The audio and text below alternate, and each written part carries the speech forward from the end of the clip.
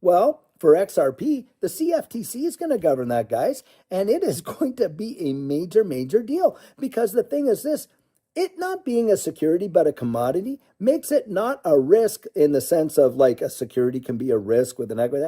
It makes it more like an asset. It makes it more like digital gold as far as I'm concerned in that regard. And when you get major institutions grabbing a hold of it, using it for its utility, obviously real world asset tokenization is another big piece there. That is going to be powerful. And that leads me to that next step of real world asset tokenization. Guys, you start to see major, major platforms and you start to see equities, gold and silver, I should say securities, equities, along with commodities like gold and silver being tokenized. And that real world asset tokenization starts happening now between now and the end of the year. You're going to watch the utilization and the, not the adoption, like I like to say, because, a lot of these guys, these institutions certainly have adopted it, that's for sure, but they're going to apply it. Now, when they apply it like that, boom, big. Now, one other thing to think about is this.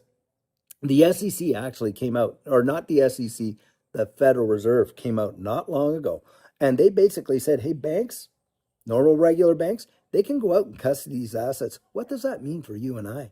Can you imagine if the banks establish an infrastructure where they've adopted all this technology and they start to support it rather than resist it, and that kind of thing? And that reminds me of Tim Draper, how, they first they resist it, then they get their friends and their government buddies do that, and eventually you get down the road where they do adopt it and they apply it. Well, think about this. What if the banks start doing